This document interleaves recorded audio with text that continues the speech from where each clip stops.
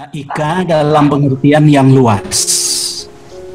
Jadi kepada para dosen di PTM, khususnya dosen AIK, AIK bukan hanya sebagai mata kuliah yang diajarkan secara terprogram dalam pembelajaran semester pada semester tertentu, umpamanya, bukan hanya itu. Tapi AIK itu dalam pengertian luas apa itu? AIK itu adalah keseluruhan ajaran Islam. Sesuai dengan namanya Al-Islam. Jadi Al-Islam itu ya keseluruhan ajaran Islam itu. Yang meliputi dalam Muhammadiyah umumnya dibagi 4, akidah, akhlak, ibadah, dan muamalat dunyawiyah. Nah, itu semuanya AIK. Jadi seluruh ajaran Islam itu akidah, akhlak, ibadah, muamalat dunyawiyah itu adalah AIK.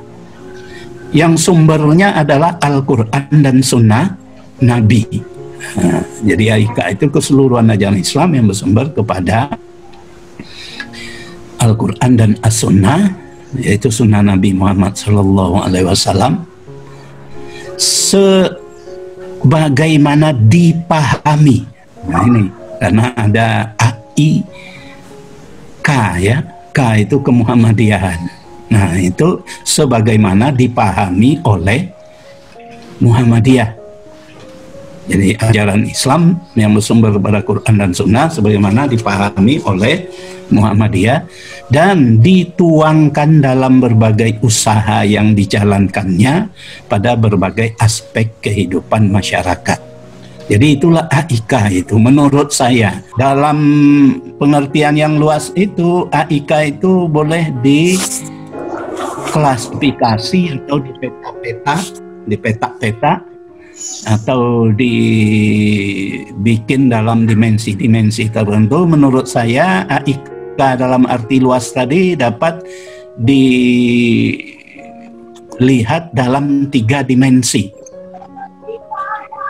Jadi yang pertama AIK sebagai materi pembelajaran. Nah itu yang umum kita semua memahaminya.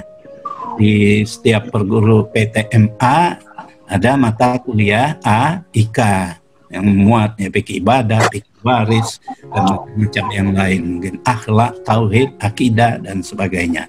Lalu diajarkan kepada mahasiswa sebagai materi pembelajaran. Nah, ini juga satu dimensi dari AIK. Nah, dimensi yang kedua dari AIK itu adalah AIK sebagai nilai. Jadi tadi sebagai materi pembelajaran yang diajarkan kepada manusia, yang kedua ini sebagai nilai. Nah, sebelum kita masuk kepada AIK sebagai nilai ini, saya meloncat dulu pada yang ketiga di bawah sana, yaitu AIK sebagai modal pengabdian kepada masyarakat. Ini terkait dengan dharma ketiga semua perguruan tinggi, yaitu mengabdi kepada masyarakat.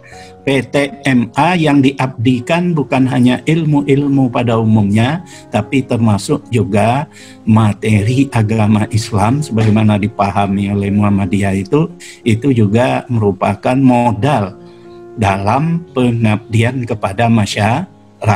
Jadi di PTM para dosen berkhutbah, berceramah, dan melakukan kegiatan masyarakat, memberi pengajian, itu materinya adalah materi AIK itu. Jadi apa namanya, keseluruhan ajaran Islam yang meliputi akidah, ibadah, akhlak, dan muamalat dunyawiyah itu tadi.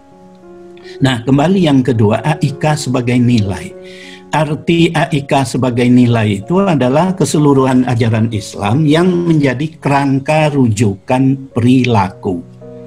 Jadi menjadi kerangka rujukan perilaku. Kerangka rujukan perilaku itu ada 2. Ada perilaku sehari-hari dan ada perilaku akademik.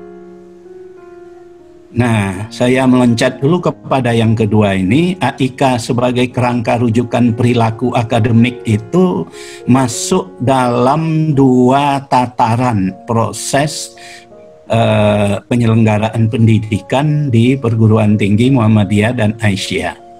Pertama, dalam dalam proses ya, kok prosen ini salah ya. Dalam proses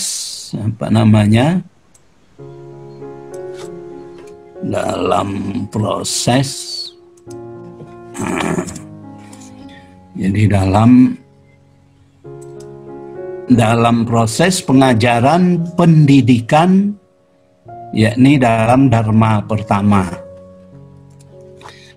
Itu kerangka rujukan perilaku akademik. Jadi dalam proses pembelajaran itu, baik mengajarkan sejarah, mengajarkan bahasa Inggris, mengajarkan ilmu pertanian, itu harus masuk AIK sebagai nilai. Nah, saya pernah ceramah di suatu PTM dulu, ditanya, "Pak, saya ini dosen bahasa Inggris, lalu bagaimana memasukkan AIK?" katanya ke dalam. Saya jawab, mudah aja ceritanya. Kalau cerita riwayat Presiden Amerika Serikat atau tentang Presiden Uni Soviet, cerita teks bahasa Inggrisnya ganti aja dengan cerita teks tentang Nabi Muhammad atau Salahuddin Al-Ayyubi. Nah, itu sudah AIK, itu dalam pelajaran bahasa Inggris. Jadi AIK masuk dalam proses pengajaran. Yang kedua, dalam pelaksanaan penelitian dan pengembangan ilmu Dharma kedua. Jadi ini yang saya tulis, mudah-mudahan dalam waktu yang tidak lama tulisan itu keluar. Saya kirim ke sebuah jurnal di UMY. Nah, bagaimana membangun filosofi keilmuan yang integratif di PTMA. Nah, itu. Jadi kenapa begitu? Ya, karena filosofi pendidikan Muhammadiyah itu adalah integrasi iman dan ipteks, ilmu pengetahuan dan seni, itu diintegrasikan dari iman. Itu putusan Muktamar Muhammadiyah di Yogyakarta ke-46 di Yogyakarta tahun 2010 ya, itu proses. Jadi mau tidak mau pengembangan keilmuan itu berwawasan integratif. Apa yang integrasikan? Yaitu AIK itu tadi. Nah, jadi itu kita tinggalkan dulu, kita kembali ke atas kepada yang A sebagai kerangka rujukan perilaku. Itu ada 3 saya buat, mungkin bisa lebih, bisa juga dipadatkan, terserah. Jadi pertama, dalam pengelolaan kampus itu sendiri. Jadi ini pada manajer kampus, mengelola kampus itu harus ber-AIK, AIK sebagai rujukan perilaku. Yang kedua, bagi warga kampus di dalam kampus.